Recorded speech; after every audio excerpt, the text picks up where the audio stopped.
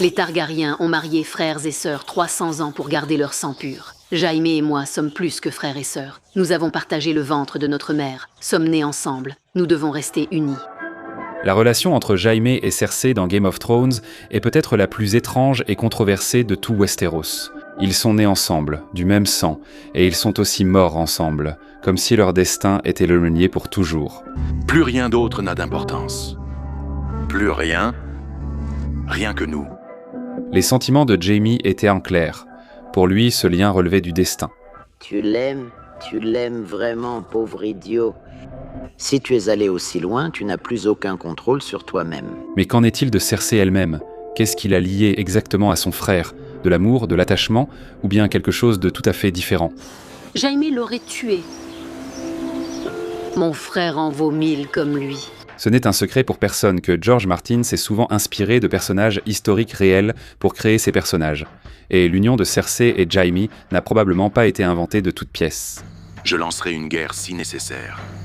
Et on écrira une ballade sur nous. Dans cette analyse, nous allons chercher un analogue historique de Cersei et Jaime dans le passé, qui a peut-être servi de prototype à leur relation. Et surtout, nous allons comprendre ce qui se cachait réellement derrière leur relation.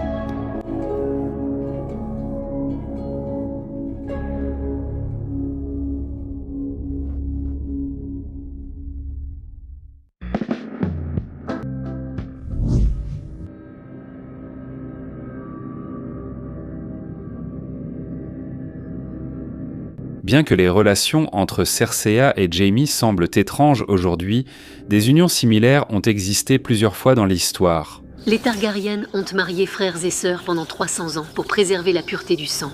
Il suffit de se rappeler des Gabsburgov, l'une des plus grandes dynasties d'Europe qui contrôlait la moitié du continent.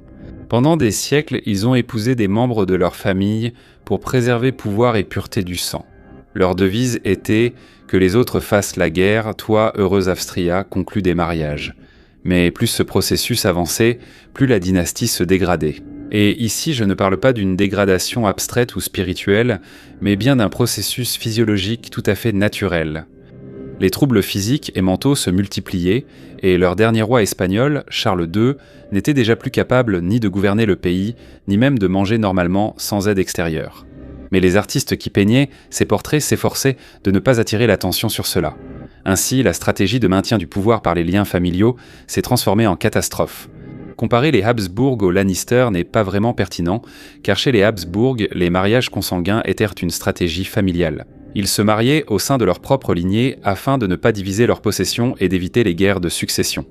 Le maintien du pouvoir et le renforcement de la dynastie étaient maintenant leur priorité absolue. Cersei, proche d'un de ses frères, n'aurait pourtant pas hésité à envoyer l'autre dans l'au-delà. Tu Tyrion. Tyrion est mon frère, notre frère.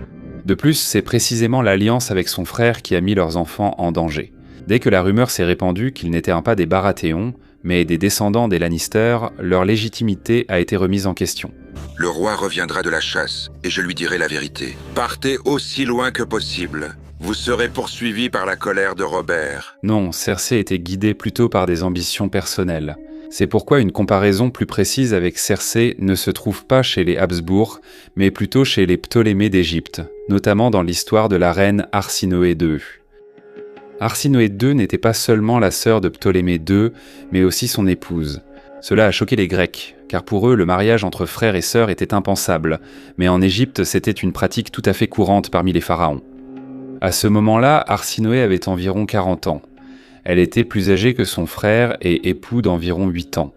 Le poète Satate, connu pour son esprit acéré, n'a pas manqué l'occasion de se moquer de cette union dans ses poèmes, mais il l'a très vite regretté. Selon l'histoire, Satate s'est enfui d'Alexandrie, mais il a été capturé par l'amiral royal Patrocle et noyé dans la mer dans un cercueil de plomb. Voilà à quoi ressemblait la critique du pouvoir à l'époque de l'hellénisme. Néanmoins, Arsinoé II a reçu le surnom de Philadelphie, ce qui signifie « celle qui aime son frère ». Par ailleurs, si vous pensez que la plus grande ville des États-Unis, Philadelphie, porte ce nom en hommage à l'amour fraternel, vous avez raison. Mais cela n'a rien à voir avec des mariages dynastiques, c'est plutôt lié à la religion, car la ville a été fondée par des colons appartenant à la communauté protestante des Quakers, et pour eux, le nom Philadelphie devait signifier « la ville de l'amour fraternel ». Il importe de parler non seulement de la parenté, mais aussi de la façon dont Arsinoé II a accédé au pouvoir. Elle n'est pas simplement devenue l'épouse de Ptolémée II, elle s'est littéralement frayé un chemin en éliminant sa rivale, sa première femme Arsinoé Ir, en l'accusant de complot et en l'envoyant en exil. Et si vous m'appelez encore une fois sœur, je vous ferai étrangler. Plus je m'immerge dans l'histoire des Ptolémées, plus je me demande si George Martin ne s'est pas inspiré d'Arsinoé II pour créer sa Cersei. Il y a vraiment trop de parallèles. Arsinoé, tout comme Cersei, n'avait pas aucun droit au trône par naissance, mais elle profitait de sa position de femme proche du roi et manipulait ceux qui l'entouraient. On dit qu'à la cour des Ptolémées, sa parole avait plus de poids que celle de Ptolémée lui-même. Elle n'était pas simplement l'épouse du souverain, mais l'architecte des intrigues du palais, éliminant ses rivaux et construisant le pouvoir autour d'elle. Dès qu'Arsinoé est arrivé au pouvoir, tous ceux qui pouvaient la menacer ont commencé à disparaître. D'abord, le frère de Ptolémée, Argée, accusé de complot contre le roi, a été éliminé. La vérité à ce sujet reste inconnue, car à la cour, on ne disait que ce qui était avantageux pour Arsinoé. Ensuite, ce fut au tour d'un autre demi-frère, accusé d'incitation à Chypre et rapidement éliminé. Ensuite, le vieux conseiller Démétrios de Phalère tomba en disgrâce, cet homme qui, autrefois, avait osé conseiller à Ptolémée Ier de faire d'un autre fils son héritier. Grosse erreur. Quand une femme qui ne tolère aucune menace est au pouvoir, des paroles prononcées autrefois peuvent plus coûter la tête. Dimitria a été arrêté, détenu, puis il est soudainement mort d'une morsure de serpent venimeux. Trop de parallèles avec Cersei, non.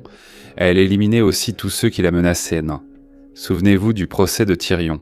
On ne rencontre pas souvent un Lannister qui, comme moi, aime les Lannister morts. Elle désire tellement votre mort. Ma sœur me veut du mal.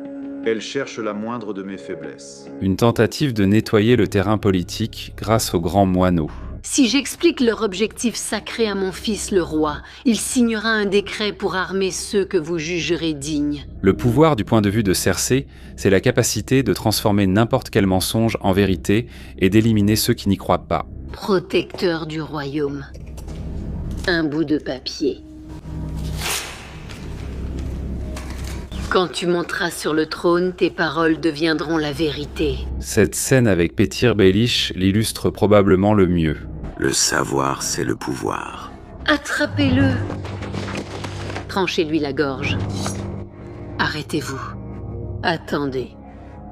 J'ai changé d'avis. Lâchez-moi. Le pouvoir, c'est la force. Mais nous nous sommes un peu éloignés du sujet. Qu'est-ce qu'il y avait vraiment entre Cersei et Jaime ?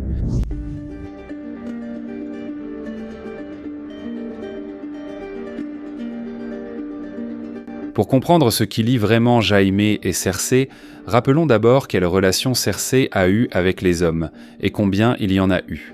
Robert Baratheon, son premier mari, est la première source de sa haine. Elle était folle de lui. Toutes les filles des 7 royaumes rêvaient de lui, mais c'est moi qui l'ai épousé. Et pourtant, j'avais des sentiments pour toi. Je sais.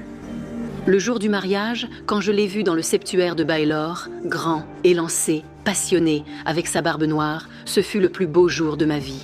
Mais dès la nuit de noces, il l'a appelée Lyanna. Et la nuit, il est monté sur moi, sentant le vin, essayant de faire ce qu'il pouvait encore, et il m'a chuchoté à l'oreille, « Lyanna ». Et cela a suffi pour qu'elle se refroidisse envers lui. Plus leur mariage durait, plus sa haine grandissait. Pendant 17 ans, tu ne te fatigues pas ? Tous les jours. Et combien de temps allons-nous tenir avec la haine ? Lancel Lannister, un cousin qui est devenu son jouet. Après la mort de Robert, elle l'a utilisé pour se distraire de ses problèmes et affirmer son pouvoir. Il était jeune, influençable et il l'admirait. Mais quand il l'a lassé, elle l'a laissé derrière elle sans aucun regret. Je veux l'accompagner au combat. Je me fiche de ce que tu veux. Écoutez-moi.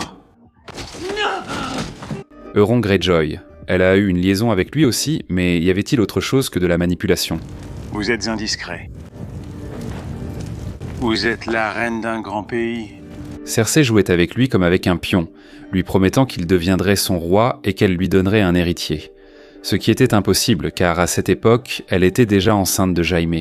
Je voulais grandir et épouser la plus belle femme du monde. Et me voilà, avec 1000 navires et 2 mains. Voyons maintenant s'il y a quelque chose en commun entre ces liens. Si l'on met de côté Jaime, chacune de ces relations ne concerne pas l'amour, mais le pouvoir et la manipulation. Robert, une tentative de devenir reine. Lancel, un petit amusement après la mort de Robert. Euron, un instrument dans le jeu politique. Cersei a toujours utilisé les hommes et ne l'a jamais caché. Aussi stupide que tous les hommes. Vous vous souvenez de ce qu'elle a dit à Sansa pendant le siège de Port-Réal ? Les larmes ne sont pas la seule arme d'une femme. La meilleure se trouve entre ses jambes. Apprends à t'en servir. Elle se servait du sexe pour manipuler, mais cela ne fonctionnait pas avec tout le monde.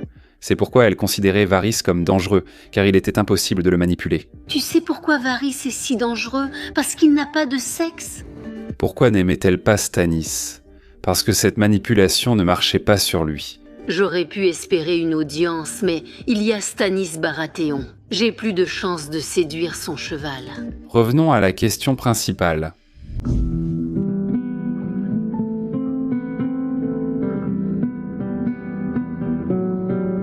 Jaime et Cersei, c'est le seul lien qui ressemblait un tant soit peu à de l'amour. Nous avons toujours été ensemble. Nous serons toujours ensemble.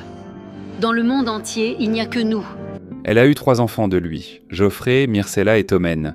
Ils n'étaient pas seulement frères et sœurs, ils étaient en jumeaux. Du même ventre, du même sang. D'une certaine manière, Jaime était son miroir, sa moitié, son prolongement. Il vénérait Cersei, il lui était dévoué comme personne d'autre. Oui, je le tuerai, lui, Ned Stark, le roi, toute cette maudite meute, jusqu'à ce qu'il ne reste plus personne dans ce monde à part toi et moi.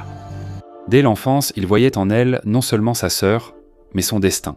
Chaque jour, en captivité, je planifiais ma fuite. Chaque jour, j'ai tué pour être à nouveau avec toi. Pour elle, il a tout abandonné. L'honneur, la réputation, mais surtout, il a renoncé au pouvoir. Il pouvait prétendre au titre de chef de la maison Lannister, il pouvait devenir l'héritier de Tywin, mais tout cela ne l'intéressait pas. Il ne voulait qu'une seule chose, être auprès de Cersei. Tu ne comptes pas rester dans la garde, n'est-ce pas? Si je reste, je pourrais vivre au Donjon Rouge. Avec toi. Et je ne voulais pas devenir son rival, je ne voulais pas participer au jeu des trônes. Dans le jeu des trônes, on gagne ou on meurt. Il n'y a pas de troisième option. Ils sont nés ensemble et sont morts ensemble. Mais était-ce une véritable union? Le point clé ici, c'est qu'ils étaient jumeaux. Si c'était de l'amour, c'était plutôt de l'amour pour son propre reflet. Un reflet est fait pour reproduire chacun de tes gestes. Obéir, t'imiter. Jaime était son miroir. Toute sa vie, il l'a suivie, il a vécu pour elle, il l'a protégée. Montre à notre peuple à qui ils sont loyaux. Montre-leur qui sont les Lannister, ce que nous faisons à nos ennemis. Il faisait tout ce qu'elle voulait. Prends ce fichu château, parce qu'il est à nous et parce que tu le peux. Il reflétait sa force, sa détermination, ses ambitions. Ils n'ont aucune idée de notre force. Ils ignorent ce que nous leur ferons. Tout non-membre de notre sang est un ennemi. Mais que se passe-t-il lorsque le reflet se fissure? Dès qu'il a perdu sa main, quelque chose a changé. Que s'est-il passé? Maintenant, tout est différent. Tu es revenu après tout ce temps sans t'excuser, défiguré, et tu penses que tout sera comme avant? Vous vous rappelez comment elle s'est subitement éloignée de lui? Comment soudain, il n'était plus personne pour elle? Il n'était plus parfait. Il n'était plus son miroir. Il s'est affaibli et elle a commencé à le repousser. À un certain moment, il a cessé d'imiter ses gestes. Il a cessé d'obéir. Il agissait dans l'intérêt de mes ennemis. C'est exactement ce qu'on appelle un complot. Désobéissance, combattre du côté des ennemis. Il a commencé à poser des questions, à douter, à prendre ses propres décisions. J'ai dit « personne ne me quitte ». Il y a une scène où elle envisage sérieusement de se débarrasser de lui. Tu vas lui ordonner de me tuer?